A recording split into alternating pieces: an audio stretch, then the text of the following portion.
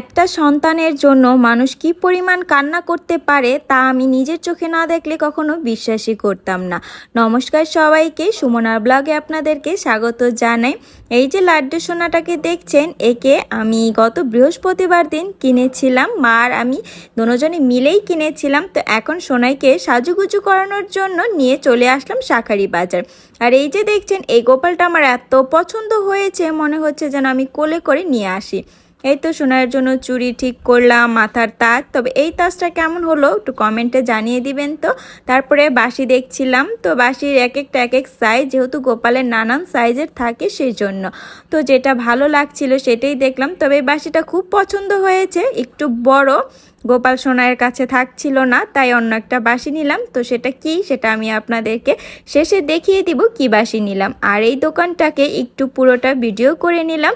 এখানে যত ধরনের ঠাকুরে আছে, তো এই যে পিতলের কাঁসার সব ধরনের জিনিস, ঠাকুরের জামা কাপড়, মুকুট, তাজ, বাঁশি, যাবতীয় যা লাগে ঠাকুরের সব আছে এই দোকানে। আর এই যে গোপালগুলো দেখছেন, এই গোপালই কিনেছি, তবে অঙ্গরাজ করানো ছাড়া, মানে যেগুলো আর কি দেখছেন কারুকাজ সেগুলো ছাড়া। এই তো এখন মালা কিনবো। তো যেটা দিয়েছে এটা পছন্দ হয়নি, তো বললাম আরেকটু ভালোর মধ্যে দিতে, এটাও পছন্দ হয়নি। তারপরে এই যে দেখছেন মালাটা এত পছন্দ হয়েছে, গলার মালাটা একবারে দেখেই বললাম এটা নাও। তারপরে এই তো তারপরে গোপালটাকে যে ড্রেসের উপরে রাখা হয়েছে সেই ড্রেসটা কিন্তু না হয়েছে। তারপর কানের দুল নিলাম। এই হলো গোপালের সাজুগুজু। এই তো গোপাল সোনাই, কিন্তু ড্রেসটা খোলার পরে দেখি যে এক সাইডে একটু সুতা ওঠানো, তাই ওটা নিলাম না। পরে মুকুটের সাথে ম্যাচিং করে এই ড্রেসটা নিলাম। এই ড্রেসটা কেমন হলো আর লাড্ডু গোপালকে কেমন লাগছে অবশ্যই কিন্তু কমেন্টে জানিয়ে দিবেন। তো মা এখানে একে একে লাড্ডু গোপালের জন্য যা কিনেছে সব কিছু দিয়ে সুন্দর মতো সাজিয়ে দিচ্ছে।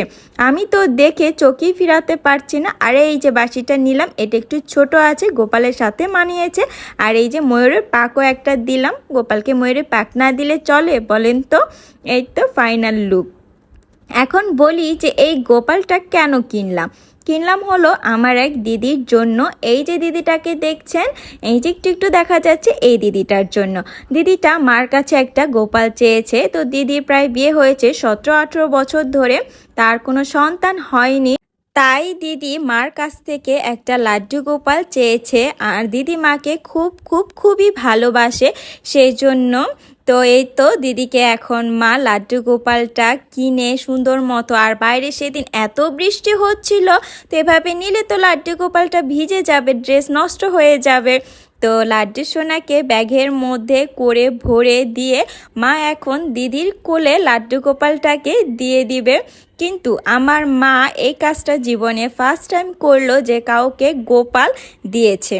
গোপালটা মা নিজে অনেক পছন্দ করে কিনেছে, আর দিদিরও নাকি অনেক পছন্দ হয়েছে। দিদি তো কোলে নিয়ে মহা খুশি আর অনেক ইমোশনালও হয়ে গেছে।